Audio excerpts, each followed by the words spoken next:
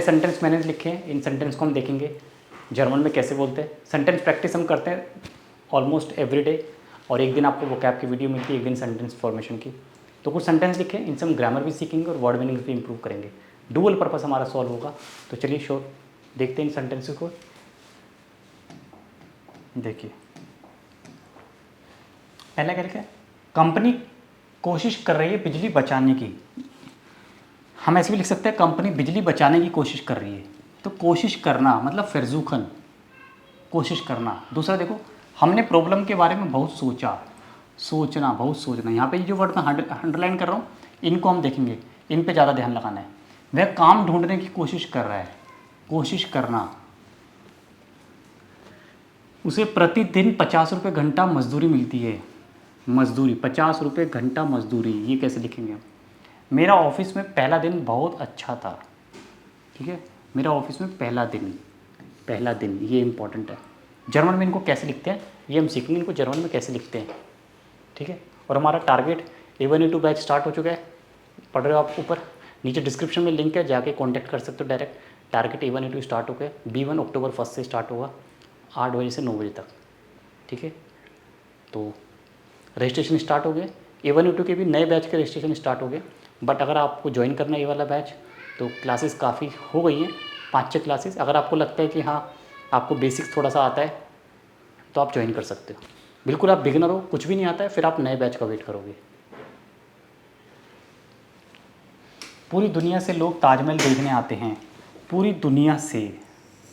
उसके इंटरव्यू में मैंने देखा कि जर्मनी में बहुत टैक्स भरना होता है। उसके इंटरव्यू में मैंने देखा, ये कैसे लिखेंगे हम? इन सेंटेंसेस को करेंगे। तो पहले देखते हैं, कंपनी कोशिश कर रही है बिजली बचाने की, कैसे लिखेंगे? देखो, बिजली बचाने की कोशिश कर रहा मतलब फिरजूखन, डी फिर्मा फिरजूट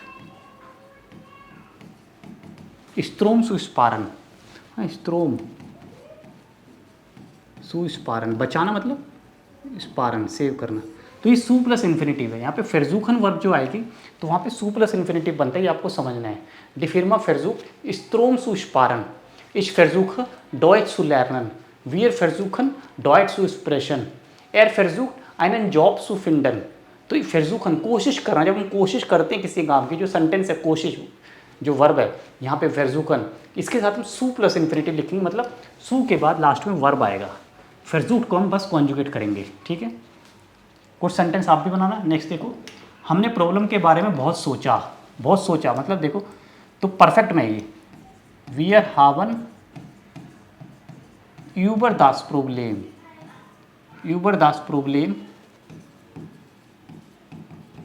viel überlegt, viel बहुत सोचा मतलब viel überlegt, überlegt मतलब सोचना, हमने बहुत सोचा, viel überlegt। ठीक है, हमने प्रॉब्लम के बारे में बहुत सोचा। Wir haben über das Problem viel überlegt, wir haben über die Prüfung viel überlegt, Wir haben über die Arbeit viel überlegt, हमने काम के बारे में बहुत सोचा। Wir haben über neue Wohnung viel überlegt। तो किसी भी चीज़ के बारे में सोचना, जब आप बहुत ज़्यादा सोचते हो, पॉन्डर करना, इंग्लिश में बोलते हैं pondering about, to think over, तो überlegen वर्ब है। जिस überlegen बोल सकते हैं यहाँ पे। Wir haben uns रिफ्लेक्सिव लगा लेना, जिस überlegen भी बोलते हैं। Wir haben uns, क्योंकि जिस überlegen जो रिफ्लेक्सिव वर्ब है। ठीक है, तो जिस यहाँ पे कर लेना आप। ठीक है, Wir haben uns, ठीक है, याद आ गया तो मैंने बता दिया। वह काम ढूंढने की कोशिश कर रहा है, देखो ये भी कोशिश वाला है। आप बनाओगे इसको सेंटेंस, कैसे बनाओगे आप कमेंट करके बताना। वह काम ढूंढने की कोशिश कर रहा है, ये वाला सेंटेंस आप खुद से बनाओगे। ठीक है, खुद से आप प्रैक्टिस करोगे इसकी, नीचे कमेंट में लिखोगे सब स्टूडेंट्स, मैं चेक करूँगा आपके कमेंट। उसे प्रतिदिन 50 रुपये घंटा मजदूरी मिलती है, 50 रुपये घंटा। देखो मजदूरी को बोलते हैं लोन। देखो एर बेकॉम्ड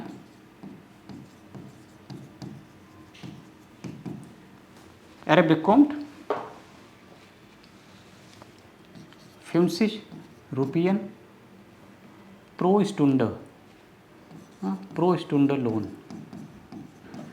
लोन मतलब वेजिस, इंग्लिश में होता है वेजिस, मजदूरी।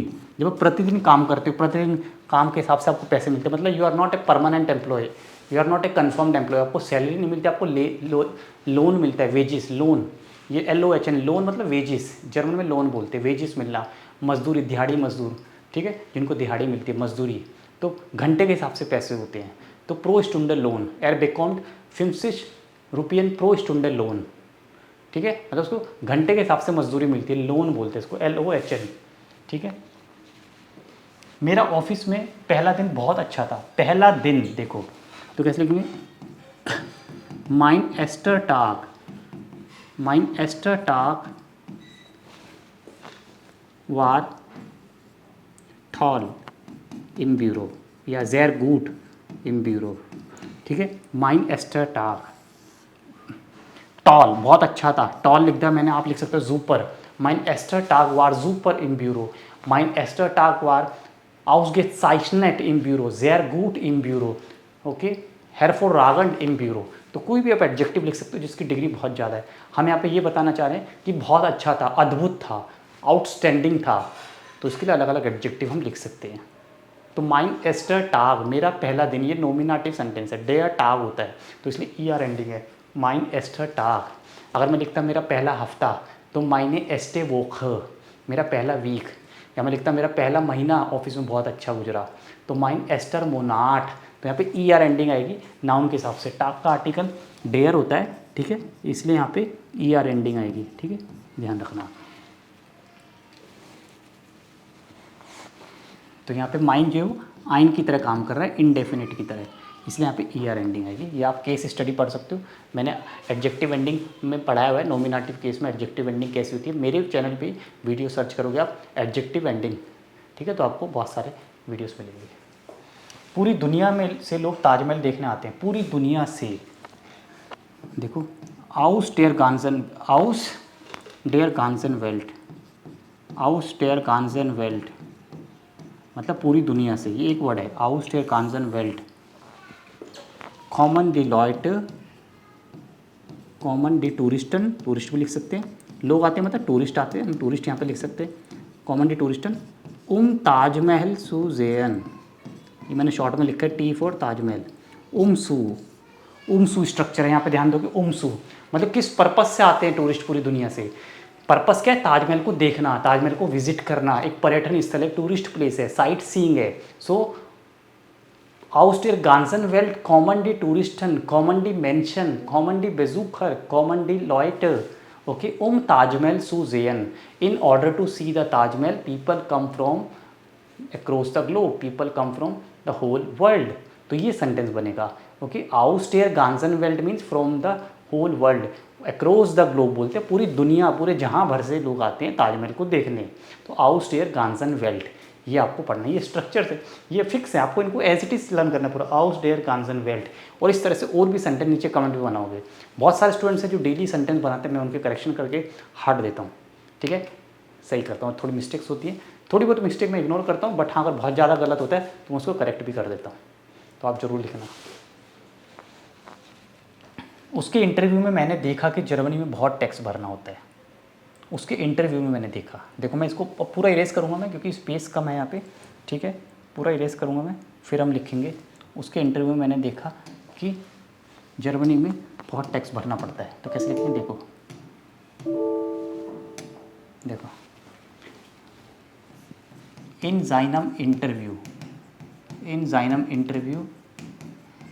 पे इंटरव्यू बोलते हैं हाबेश एरफारन, हाबेश मैंने देखा मतलब हाबिश एरफारन, मैंने एक्सपीरियंस किया, हाबिश एरफारन das Dimension viel Steuer bezahlen, viel Steuer in Deutschland bezahlen। देखो थोड़ा बड़ा सेंटेंस हो गया ना, तो कितना बड़ा सेंटेंस है, इसलिए मैंने स्पेस लिया था। इन जाइनम इंटरव्यू हाबिश एरफारन, मतलब मैंने देखा, मैंने एक्सपीरियंस किया, क्या वर्ब लास्ट में है, दास कनेक्टर, तो यहाँ पे वर्ब लास्ट आएगा, बेचालन मतलब पे करना, स्टॉयर, फील स्टॉयर मतलब tax, lot of tax, DE मतलब डॉइचलैंड। देखो इन जाइनम इंटरव्यू, इन इस इंटरव्यू हाबिश एरफारन, इन इस इंटरव्यू हाबिश एरफारन दास डिमेंशन इन डॉइचलैंड फील स्टॉयर बेचालन। कोई चीज़ मैंने देखी मतलब एक्सपीरियंस करी, मैंने उसको इंटरव्यू देखने के बाद मुझे महसूस हुआ, मैंने रियलाइज़ किया, इशाबे एरफारन। तो एरफारन इस तरह से हम यूज़ करेंगे, यहाँ पे देखना जेन नहीं बोलेंगे, इशाबे गिजेन नहीं, वो लिटरल ट्रांसलेशन होता है, हमें लिटरल ट्रांसलेशन अवॉइड करना, हमें सेंटेंस को दूसरे लहजे में बोलना है। यही तो लैंग्वेज स्किल्स है। जब आप ये सीख जाओगे तब आप समझना कि हाँ आपकी बहुत अच्छी कमांड होगी। लिटरल ट्रांसलेट तो कोई भी कर सकता है, गूगल से भी कर सकते हो आप, लेकिन इस तरह की ट्रांसलेशन करना ही आपको फ़ायदेमंद है। तो क्या इश habe erfahren। तो ये आज की क्लास थी हमारी। आपको क्लास पसंद आई होगी तो लाइक कर देना, चैनल सब्सक्राइब कर लेना, और टारगेट A1 A2 B1 के लिंक नीचे हैं, ज्वाइन करने के लिए आप कांटेक्ट कर सकते हो। Thank you so much, see you next time in new video. auf Wiedersehen, take care.